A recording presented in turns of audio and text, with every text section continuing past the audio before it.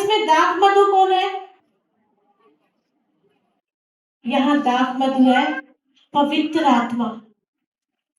दाख मधु कौन है? पवित्र आत्मा जब आपके अंदर आता है, उसकी पहली निशानी ये है, आपका मन आनंदित हो जाता है, आप खुश हो जाते हो।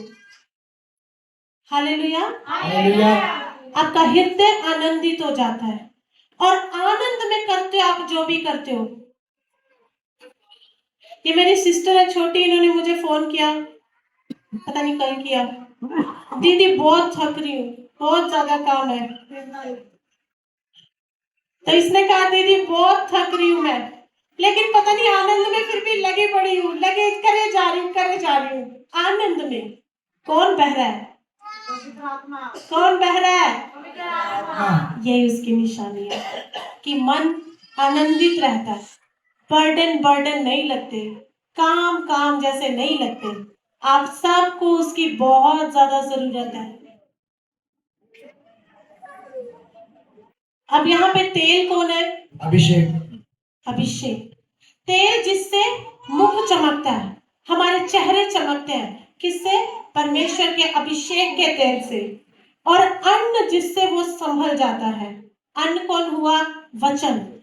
यीशु ने अपना बदन दिया, वचन हमारे लिए दे दिया गया है ना। वचन हमें संभालता है हर एक सिचुएशन में। वचन के द्वारा ही हम अपने आप को पहचानते हैं, हमें अथॉरिटी मिलती है। और तेल परमेश्वर है, क्योंकि हमें किसके साथ सम्मिलित है? संगति में बाप बेटा पाक रूह के साथ। तो अगर पवित्र आत्मा दाख मधु है और वचन यीशु है, तो तेल। नया नियम में एक जगह परमेश्वर कह रहा है कि परमेश्वर तेरे अंदर है, परमेश्वर तेरे दाहिने है और परमेश्वर तेरे ऊपर है। Hallelujah, hallelujah. यिर्मयाह की पुस्तक में दूसरे अध्याय में पहली और दूसरी आयत में परमेश्वर प्यार के बारे में बताता है। परमेश्वर मनुष्य से पूछता है, वो तेरा पहला सा प्यार कहाँ गया मेरे साथ, जो तेरा पहला प्यार था, जहां से तू मेरे साथ चलना शुरू हुआ था, पहला प्यार। आपको याद है परमेश्वर के साथ आपका पहला प्यार कब था?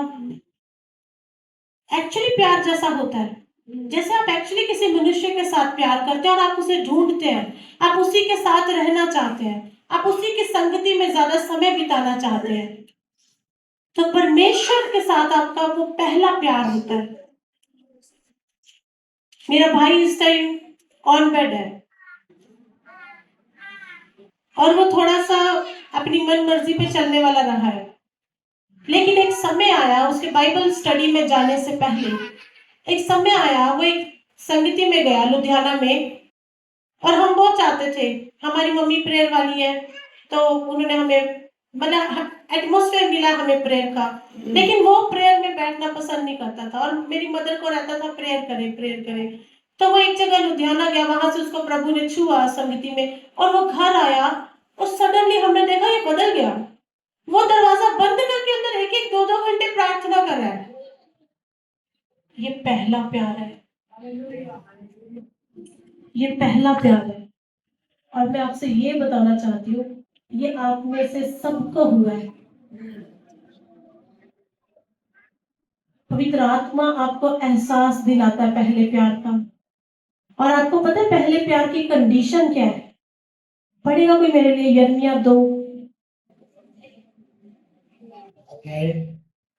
यिर्मयाह 2 1 और 2।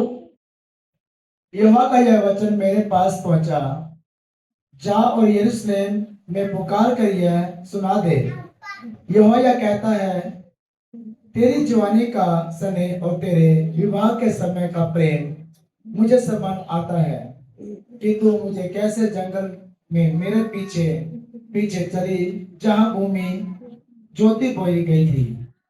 ज्योति बोई ना गई थी,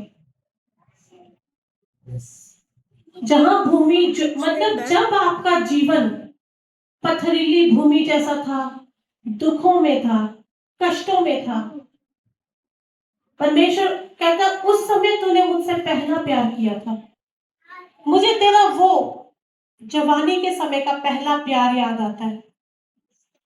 और मैं आपको बता दूं, हर एक मसीही जो आज दौड़ना शुरू कर रहा है, जो ऑलरेडी दौड़ रहा है, जो बहुत आगे दौड़ के जा चुका हमसे, सबको ये पहला प्यार हमेशा मेंटेन करना पड़ता। यही कंडीशन है मसीही दौड़ की। और जो पहला प्यार मेंटेन करके रखता है, वचन बता रहा है, वो जवान रहता है, वो बूढ़ा नहीं होता। आत्मा में, आत्मा में। और जो आत्मा में जवान है ना, उसका शरीर में भी जवानी दिखती है, क्योंकि मूसा 120 साल का, ना तो उसकी आंखें धुंधली हुई और ना उसका पौरुष कम हुआ, उसका बल कम हुआ था। तो जो आत्मा में जवान था, वो उसका बाहर हम देख सकते थे, बॉडी में भी। वचन जो बताता है, अपना पहला प्यार हमेशा याद रखें। प्रकाशित वाक्य में भी प्रभु बहुत जगह ये कहता है, जब लेटर्स लिख रहा है ना परमेश्वर, 7 लेटर्स लिख रहा है, तो वहां पे हर एक लेटर में तो प्रभु अल्टीमेटम दे रहा है, वार्निंग दे रहा है, वार्निंग लेटर्स है वो। और परमेश्वर उस वहां बार बार ये कह रहा है, याद कर तूने शुरू कहां से किया, उस समय को याद कर, अपने जवानी के प्रेम को याद कर। परमेश्वर यही आपसे चाहता है। और ये प्रेम में बहने के लिए आपको पवित्र आत्मा आपको बढ़ाता है, बढ़ावा देता है। पवित्र आत्मा आपको बढ़ावा देता है, तो आप प्रार्थनाओं में बैठ पाते हैं प्रेम से। और जब पवित्र आत्मा के द्वारा आप सींचे जाते हैं, आपकी भूमि सींची जाती है, ये पथरीली है, ये उपजाऊ बन जाती है, और ये हरी भरी होने लगती है, आपके जीवन आशीषित होने लगते हैं, और फिर ये फलदायी होने लगती है। फल आने लगते हैं इसमें। कौन से फल? भलाई का फल, संयम का फल। जब पवित्र आत्मा सींचता है तो फल आने लगते हैं, और फिर नवीनीकरण इंसान का पूर्ण रूप से हो जाता है। हालेलुया। जैसे ममता मेरी गवाही अभी दे रही थी कि दीदी ने गाइड किया, दीदी ने, मैंने भी किसी से कभी किसी को कांटेक्ट किया। मैंने देखा हमारे रिलेशन में एक बड़ी दूर के रिश्तेदारी में एक भाई था, तो वो कभी ऐसा दिखता था कोयले जैसा, कोयले जैसा, और पतला दुबला मरा हुआ, और कपड़े ऐसे पहनता था जैसे गैंगस्टर पहनते हैं, ऐसे मोटी मोटी चेन। तो पहली बार जब मैंने देखा, मुझे लगा ड्राइवर आया इनके साथ, तो उन्होंने कहा नहीं नहीं हमारा दामाद है वो। मैंने कहा ओके, दूर की रिश्तेदारी की बात कर रही। तो मैंने उसे सालों पहले ऐसे देखा था, फिर मैंने सडनली देखा कि उसके जीवन बदलने लगा।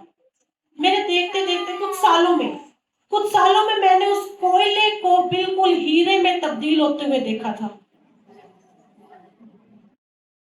और जब मैं अपने जीवन में मैंने डिसाइड किया कि मुझे परमेश्वर चाहिए। परमेश्वर आपके साथ ही होता है हमेशा, कभी आपको नहीं छोड़ता, सदा आपको संभाले रहता है। लेकिन एक समय ऐसा आता है जब आप डिसाइड करते हो कि प्रभु अब हमें तेरे साथ चलना है। एक समय ऐसा आता है, मैंने जब वो फैसला लिया, मैंने उस ब्रदर को कॉल किया। मैंने कहा ब्रदर आप बदल चुके हो। मैंने कहा मुझे ये जानना है कि आप कैसे बदले हो, मुझे भी वहां आना है जहां आप हो। तो उसने मुझसे पहली बातें बोली कि सिस्टर आपने बहुत अच्छा डिसीजन लिया है, आपने अपनी लाइफ का बेस्ट डिसीजन लिया आज।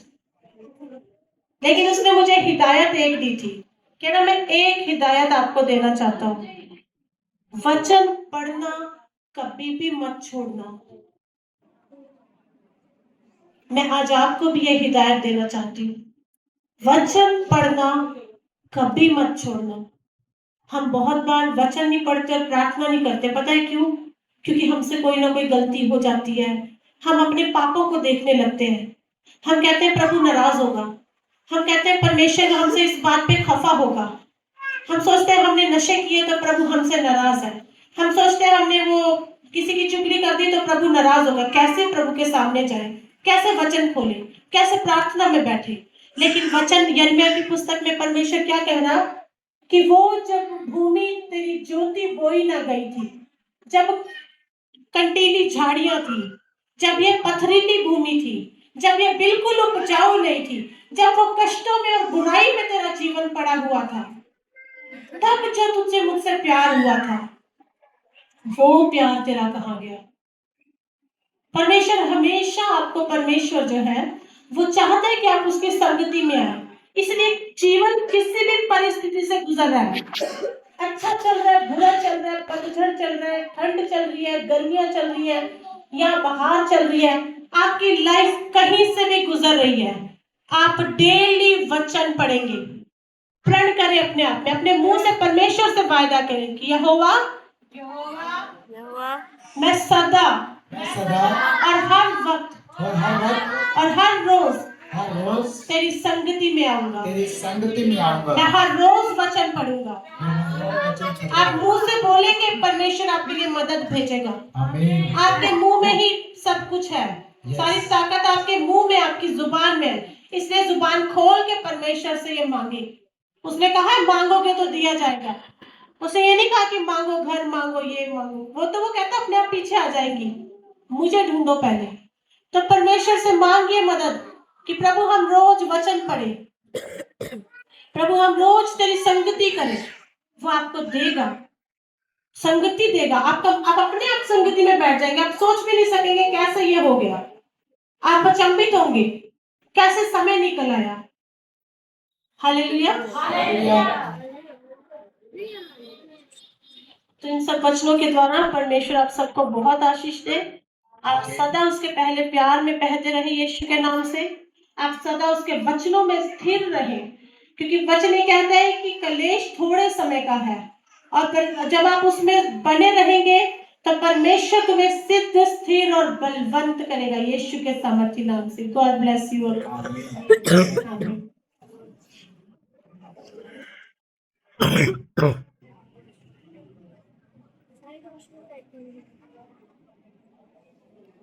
आइए परमेश्वर का धन्यवाद देंगे।